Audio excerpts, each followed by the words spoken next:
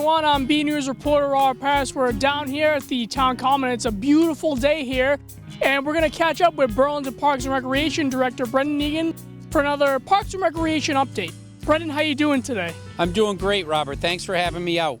So Brendan, first off, let's just talk a little about the summer activities coming up. Sure, we have a full slate of programs ready to go. We've, been working on any restrictions that are left for the summer, and there are some. If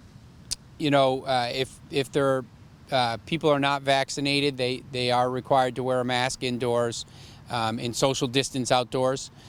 In some of our youth programs, they are required to wear a mask indoors because kids under 12 haven't been approved to be vaccinated yet. So when they are indoors, they will have to wear masks.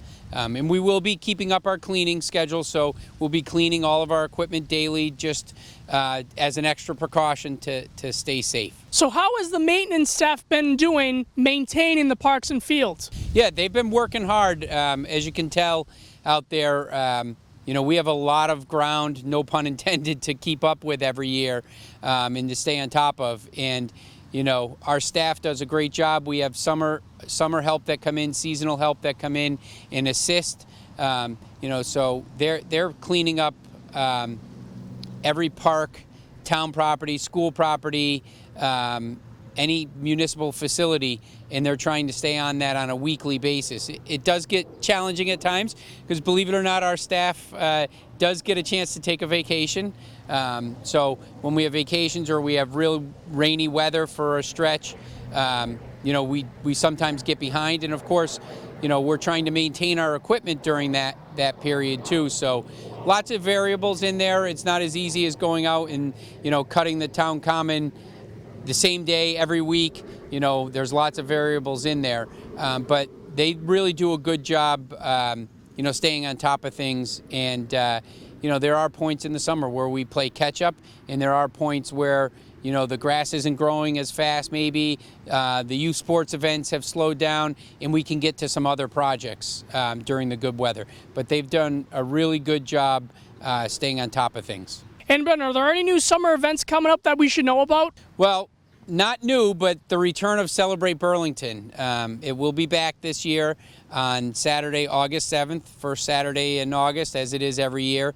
And we're really excited for it. Information went out.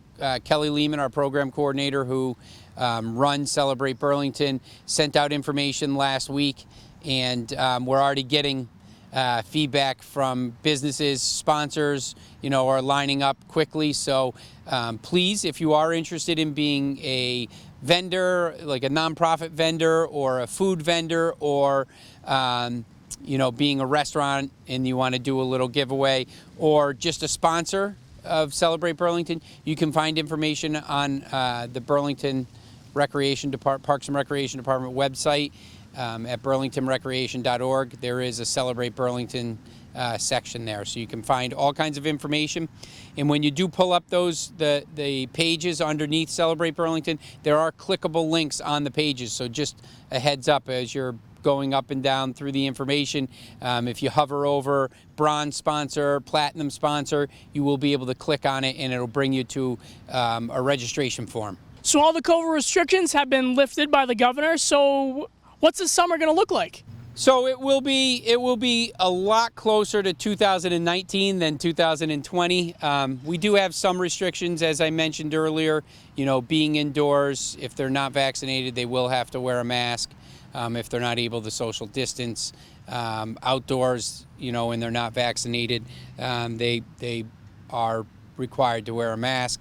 And we're really hoping that further guidance comes out, maybe after the 15th. I think the governor may remove all of his emergency order or the emergency order, and then that could, loosen some things up. I know there's talk of another facial guidance, who is really required to wear a mask and who isn't, and those type of things. So, our program staff watches those things each week, and we make the adjustments as necessary. So how long does registration stay open for? Registration for most programs is open until the program starts. So it's ongoing. Non-resident registration is ongoing right now. So if there are openings in our program and you live outside of Burlington but have, family in Burlington or used to live in Burlington or just love to come to our programs, you're definitely able to register for those now. And we do have coming up, the Great American Campout. We're doing that again. That is next Saturday and Sunday, the 19th, June 19th and 20th. Right? I got the right dates. Yes, I'm confused on my dates. But yes, June 19th and 20th at Simons Park. There's still room to register for that. So that is available. So Brendan, let's talk a little about the wading pool at Simons Park. The restrictions are gone on that as well, so you don't have to pre-register for that. Which is great. They are putting the finishing touches on the fresh coat of paint on the pool surface, the mushrooms up, the canopy on the back, the sunshade is up on the back side of the pool, and we actually have just finishing up a accessible walkway that will go from the parking lot all the way down to the wading pool, and give you better access into the playground. And then from the intersection of the front of the Visco building, the playground, and the wading pool, all new accessible ramp down to the wading pool, down to the picnic area. And that was funded through the Simons Trust in a donation from the Disability Access Commission here in Burlington. So we're really excited about that. But overall, the wading pool is scheduled to open June 21st. And we're hoping the water goes in this week and we get our test done next week and we'll be ready to go on the 21st. So heat advisories and rainstorms are usually common during the summer. So talk a little about what you're going to be doing in case that occurs. And those are things we've been dealing with forever. We have tried to have rainy day locations for all of our programs with the schools in flux, and what they're going to be allowed to do in the fall, how DESE says they operate. A lot of the school gyms are being used for storage now, and that kind of puts a cramp into our rainy day locations. So we've been working with the school department on ensuring we have some space in schools, but that's a little different than in years past because of the gyms being used for storage of equipment that they can't keep in classrooms. But we do make arrangements, heat advisories. We, have people bring extra water. We supply water to programs. We encourage water activities during those hot days. And then the rain days, as long as we have an indoor location, we move programs indoors. And sometimes, we make calls on weather based on what we see. And then the weather blows by and we never have rain. It's not our intent to put kids at indoor locations and alternate locations just for the fun of it. We do it with purpose, and we have to make a decision based on all of our programs. It's not just the program that meets at this park or at this facility. We have to make a decision based on all programs, and it's not fun decisions because a lot of times the weather does blow over, but if it doesn't, we don't want to leave our participants out trapped in inclement weather. And Brendan, what's your favorite part of the summer? I actually love the weather. I love the warmth. I do like the winter and fall, spring time as well when it's, the weather's changing or it's cold. But really the summer, not a big air conditioned guy. I like being outdoors. I don't mind the heat.